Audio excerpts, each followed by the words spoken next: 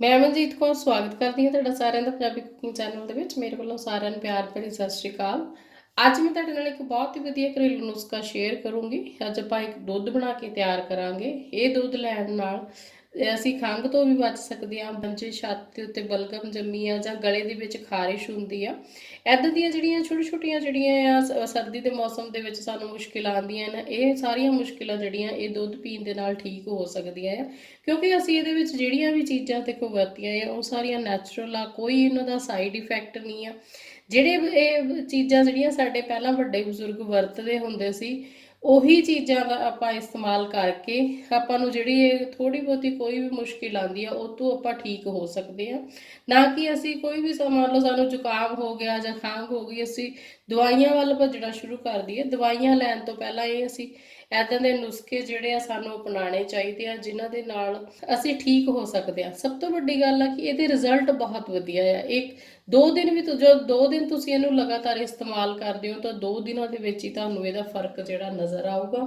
ਇਹਨੂੰ ਲੈਣਾ ਕਿਵੇਂ ਆ ਤੇ ਇਹਦੇ ਵਿੱਚ ਆਪਾਂ ਕਿਹੜੀਆਂ ਚੀਜ਼ਾਂ ਦਾ ਇਸਤੇਮਾਲ ਕੀਤਾ ਹੈ, ਇਹ ਮੈਂ ਵੀਡੀਓ ਦੇ ਵਿੱਚ ਤੁਹਾਨੂੰ ਦੱਸੂਗੀ। ਵੀਡੀਓ ਨੂੰ ਅਖੀਰ ਤੱਕ ਦੇਖਿਓ। ਵੀਡੀਓ ਨੂੰ ਸ਼ੁਰੂ ਕਰਦੇ ਹਾਂ। ਹੁਣ ਲਵਾਂਗੇ ਆਪਾਂ ਇੱਕ ਪਤੀਲਾ, ਇਹਦੇ ਵਿੱਚ ਪਾਵਾਂਗੇ 1 ਕੱਪ ਦੁੱਧ ਦਾ। ਦੁੱਧ ਦੇਖੋ ਜਿਹੜਾ ਆ ਗਰਮ ਕਰਕੇ ਇਹਦੀ ਮਲਾਈ ਉਤਾਰ ਲੈਣੀ ਆ, ਫਿਰ ਤੁਸੀਂ ਲੈਣਾ ਆ। ਇਹਨੂੰ ਅਸੀਂ ਇਹ 'ਚ ਪਾ ਦੇਣਾ ਹੈ। 1 ਕੱਪ ਤੋਂ ਅਸੀਂ ਥੋੜਾ ਜਿਹਾ ਦੇਖੋ ਘੱਟ ਜਿਹੜਾ ਦੁੱਧ ਪਾਇਆ ਸੀ, ਜਿੰਨਾ ਆਪਾਂ ਦੁੱਧ ਪਾਇਆ ਸੀ ਘੱਟ, ਉਹਨਾਂ ਅਸੀਂ ਇਹਦੇ ਵਿੱਚ ਪਾ ਦੇਣਾ ਆ ਪਾਣੀ। ਦੁੱਧ ਨੂੰ ਥੋੜਾ ਜਿਹਾ ਗਰਮ ਕਰਾਂਗੇ ਪਹਿਲਾਂ, ਗਰਮ ਕਰਨ ਤੋਂ ਬਾਅਦ ਫਿਰ ਇਹਦੇ ਵਿੱਚ ਬਾਕੀ ਦੀਆਂ ਚੀਜ਼ਾਂ ਜਿਹੜੀਆਂ ਆ ਉਹ ਆਪਾਂ ਪਾਣੀਆਂ ਆ। ਹੁਣ ਦੇਖੋ ਆਪਾਂ ਲਿਆਇਆ ਅੱਧਾ ਇੰਚ ਅਦਰਕ ਦਾ ਟੁਕੜਾ। ਅਦਰਕ ਜਿਹੜਾ ਆ ਇਹਨੂੰ ਅਸੀਂ ਕੱਦੂਕਸ ਕਰਕੇ ਪਾ ਦੇਣਾ ਹੈ। ਕੱਦੂਕਸ ਕਰਕੇ ਵੀ ਪਾ ਸਕਦੇ ਹੋ ਜਾਂ ਕੁੱਟ ਕੇ ਪਾਣਾ ਚਾਹੋ ਤਾਂ ਕੁੱਟ ਕੇ ਵੀ ਪਾ ਸਕਦੇ ਹੋ। ਅੱਧਾ ਚਮਚਾ ਪਾਵਾਂਗੇ ਅਸੀਂ ਇਹਦੇ ਵਿੱਚ ਹਲਦੀ। ਦੇਖੋ ਇਹ ਪੀਸੀ ਹੋਈ ਹਲਦੀ ਪਾਈ ਹੈ। ਜੇ ਤੁਹਾਡੇ ਕੋਲ ਦੂਜੀ ਹਲਦੀ ਹੋਵੇ, ਤਾਜ਼ੀ ਕੱਚੀ ਹਲਦੀ ਹੋਵੇ, ਤਾਂ ਤੁਸੀਂ ਉਹ ਵੀ ਪਾ ਸਕਦੇ ਹੋ। ਇੱਕ ਵਾਰੀ ਇਹ ਤਾਂ ਮਿਲਾ ਦਾਂਗੇ ਆਪਾਂ ਇਹਨੂੰ। ਜਿੰਨੀਆਂ ਵੀ ਇਹਦੇ ਵਿੱਚ ਦੇਖੋ ਅਸੀਂ ਚੀਜ਼ਾਂ ਦਾ ਇਸਤੇਮਾਲ ਕਰਨਾ, ਸਾਰੀਆਂ ਚੀਜ਼ਾਂ ਜਿਹੜੀਆਂ ਆ ਦਾ ਆਪਣਾ ਆਪਣਾ ਮਹੱਤਵ ਆ। ਹਲਦੀ ਵੀ ਦੇਖੋ ਜਿਹੜੀ ਐਂਟੀਆਕਸੀਡੈਂਟ ਹੁੰਦੀ ਆ। ਅਦਰਕ ਜਿਹੜਾ ਆ ਖੰਘ ਦੇ ਉੱਤੋਂ ਨੂੰ ਕੰਟਰੋਲ ਕਰਦਾ ਆ। ਇਸ ਤੋਂ ਬਾਅਦ ਇਹਦੇ ਵਿੱਚ ਪਾਵਾਂਗੇ ਅਸੀਂ 4 ਤੋਂ 5 ਜਿਹੜੇ ਆ ਤੁਲਸੀ ਦੇ ਪੱਤੇ। ਤੁਲਸੀ ਦੇ ਪੱਤੇ ਜਿਹੜੇ ਆ ਇਹ ਵੀ ਖੰਘ ਵਾਸਤੇ ਬਹੁਤ ਵਧੀਆ ਆ। ਬੁਖਾਰ ਹੋਵੇ, ਬੁਖਾਰ ਦੇ ਵਿੱਚ ਵੀ ਇਹ ਬਹੁਤ ਫਾਇਦਾ ਕਰਦੀ ਹੈ ਤੁਲਸੀ। 1/4 ਹਿੱਸਾ ਚਮਚੇ ਦਾ ਪਾਵਾਂਗੇ ਅਜਵਾਇਣ। 7-8 ਜਿਹੜੀਆਂ ਲਈਆਂ ਆ ਅਸੀਂ ਕਾਲੀਆਂ ਮਿਰਚਾਂ। ਕਾਲੀਆਂ ਮਿਰਚਾਂ ਨੂੰ ਅਸੀਂ ਥੋੜਾ ਜਿਹਾ ਦਰਦਰਾ ਕੁੱਟ ਲੈਣਾ ਆ। ਇਸ ਤੋਂ ਇਲਾਵਾ ਆਪਾਂ ਲਏ 4 ਲੌਂਗ। ਲੌਂਗ ਜਿਹੜੀ ਆ ਦੇਖੋ ਇੱਦਾਂ ਜਿਹੜੀ ਨਾਲ ਪੂਰਾ ਲੌਂਗ ਹੋਣਾ ਚਾਹੀਦਾ, ਇਹਦੀ ਇੱਦਾਂ ਟੋਪੀ ਜਿਹੜੀ ਹੁੰਦੀ ਆ ਇਹ ਨਾਲ ਹੋਣੀ ਚਾਹੀਦੀ ਆ।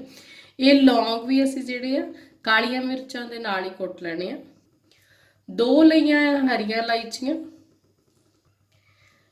ਇੱਕ ਜਿਹੜਾ ਟੁਕੜਾ ਦੇਖੋ ਆਪਾਂ ਲਿਆ ਆ ਮਲੱਠੀ ਦਾ। ਮਲੱਠੀ ਜਿਹੜੀ ਆ ਗਲੇ ਦੇ ਲਈ ਬਹੁਤ ਹੀ ਜ਼ਿਆਦਾ ਫਾਇਦਾ ਕਰਦੀ ਹੈ। ਜੇ ਤੁਹਾਨੂੰ ਖੰਘ ਆ, ਖੰਘ ਦੇ ਵਿੱਚ ਇਹ ਬਹੁਤ ਫਾਇਦਾ ਕਰਦੀ ਹੈ। ਇਹਨੂੰ ਤੁਸੀਂ ਇੱਦਾਂ ਦੁੱਧ ਦੇ ਵਿੱਚ ਜਾਂ ਚਾਹ ਦੇ ਵਿੱਚ ਪਾ ਕੇ ਵੀ ਇਹਨੂੰ ਪੀ ਸਕਦੇ ਹੋ, ਜਾਂ ਤੁਸੀਂ ਇਹਨੂੰ ਮਲੱਠੀ ਨੂੰ ਇਕੱਲੇ ਹੀ ਇੱਦਾਂ ਚਬਾਓ ਤੇ ਇਹਦਾ ਜਿਹੜਾ ਪਾਣੀ ਹੁੰਦਾ ਉਹ ਗਲੇ ਦੇ ਅੰਦਰ ਜਦੋਂ ਲੱਗਦਾ ਆ ਤੇ ਉਹ ਗਲੇ ਦੇ ਵਿੱਚ ਜਿੱਦਾਂ ਖਾਰਿਸ਼ ਹੁੰਦੀ ਆ, ਉਹ ਖਾਰਿਸ਼ ਤੋਂ ਵੀ ਰਾਹਤ ਦਿੰਦਾ ਆ। ਖੰਘ ਦੇ ਵਿੱਚ ਵੀ ਬਹੁਤ ਫਾਇਦਾ ਕਰਦੀ ਆ।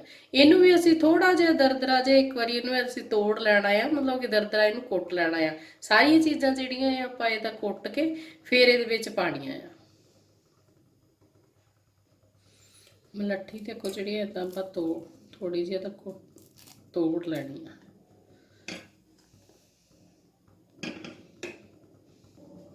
ਬਾਕੀ ਦੀਆਂ ਚੀਜ਼ਾਂ ਵੀ ਦੇਖੋ ਜਿਹੜੀਆਂ ਕੁੱਟ ਲੀਆਂ। ਹੁਣ ਸਾਰੀਆਂ ਚੀਜ਼ਾਂ ਪਾਉਣ ਤੋਂ ਬਾਅਦ ਸੇਕ ਜਿਹੜਾ ਆ ਆਪਾਂ ਘੱਟ ਰੱਖਣਾ ਆ। ਘੱਟ ਸੇਕ ਦੇ ਉੱਤੇ ਅਸੀਂ ਇਹਨੂੰ ਰਿੱਝਣ ਦੇਣਾ ਆ 3-4 ਮਿੰਟ 5 ਮਿੰਟ ਤੱਕ ਇਹ ਰਿੱਝੂਗਾ, ਤਾਂ ਕਿ ਫਿਰ ਜਿੰਨੀਆਂ ਵੀ ਜਿਹੜੀਆਂ ਚੀਜ਼ਾਂ ਆਪਾਂ ਇਹਦੇ ਵਿੱਚ ਸਾਰੀਆਂ ਪਾਈਆਂ ਆ ਉਹ ਸਾਰੀਆਂ ਚੀਜ਼ਾਂ ਦਾ ਅਸਰ ਜਿਹੜਾ ਦੁੱਧ ਦੇ ਵਿੱਚ ਜਾਊਗਾ।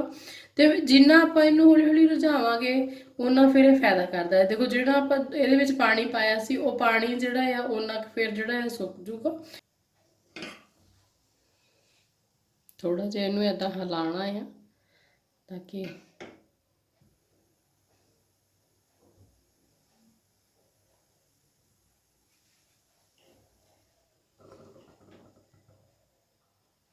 ਚਾਰ ਤੋਂ 5 ਮਿੰਟ ਇਹਨੂੰ ਰਝਾਉਣ ਤੋਂ ਬਾਅਦ ਹੁਣ ਅਖੀਰ ਦੇ ਵਿੱਚ ਅਸੀਂ ਇਹਦੇ ਵਿੱਚ ਪਾਉਣਾ ਆ ਗੁੜ। ਗੁੜ ਦੇਖੋ ਜਿਹੜਾ ਆ ਤੁਸੀਂ ਆਪਣੇ ਸਵਾਦ ਦੇ ਹਿਸਾਬ ਨਾਲ ਪਾ ਸਕਦੇ ਹੋ, ਪਰ ਗੁੜ ਹੀ ਇਹਦੇ ਵਿੱਚ ਤੁਸੀਂ ਇਸਤੇਮਾਲ ਕਰਨਾ ਆ। ਗੁੜ ਜਿਹੜਾ ਆ ਜ਼ਿਆਦਾ ਫਾਇਦਾ ਕਰਦਾ ਆ, ਖੰਡ ਦਾ ਇਸਤੇਮਾਲ ਨਹੀਂ ਕਰਨਾ। ਜ਼ਿਆਦਾਤਰ ਕੀ ਹੁੰਦਾ ਕਿ ਗੁੜ ਪਾਉਣ ਦੇ ਨਾਲ ਦੁੱਧ ਜਿਹੜਾ ਫਟ ਜਾਂਦਾ ਆ। ਜੇ ਚਾਹ ਬਣਾਉਣ ਵਾਲਾ ਤੁਹਾਡੇ ਕੋਲ ਗੁੜ ਆ ਤਾਂ ਤੁਸੀਂ ਇਸ ਤਰੀਕੇ ਦੇ ਨਾਲ ਪਾ ਕੇ ਉਹਨੂੰ ਰਝਾ ਸਕਦੇ ਹੋ, ਨਹੀਂ ਤਾਂ ਤੁਸੀਂ ਇਹਨੂੰ ਚੰਗੀ ਤਰ੍ਹਾਂ ਦੁੱਧ ਨੂੰ ਉਬਾਲ ਲੈਣਾ ਆ। ਉਬਾਲਣ ਤੋਂ ਬਾਅਦ ਇਹਨੂੰ ਛਾਣ ਲੈਣਾ, ਛਾਣ ਕੇ ਫਿਰ ਇਹ ਥੱਲੇ ਤਾਰ ਕੇ ਤੁਸੀਂ ਇਹਦੇ 'ਚ ਗੁੜ ਪਾ ਲੈਣਾ ਆ। ਗੁੜ ਪਾ ਕੇ ਹੁਣ ਫਿਰ 1-2 ਮਿੰਟ ਤੱਕ ਅਸੀਂ ਇਹਨੂੰ ਰਝਾਵਾਂਗੇ। ਗੁੜ ਦੇਖੋ ਜਿਹੜਾ ਸਾਡਾ ਚੰਗੀ ਤਰ੍ਹਾਂ ਹੋ ਗਿਆ, ਇਹਦੇ ਵਿੱਚ ਪੱਕ ਗਿਆ। 2 ਮਿੰਟ ਆਪਾਂ ਇਹਨੂੰ ਹੋਰ ਪਕਾਇਆ, ਗੈਸ ਆਪਾਂ ਬੰਦ ਕਰ ਦੇਣੀ ਹੈ। ਇਹਨੂੰ ਹੁਣ ਆਪਾਂ ਇੱਕ ਗਲਾਸ ਵਿੱਚ ਛਾਣ ਲੈਣਾ।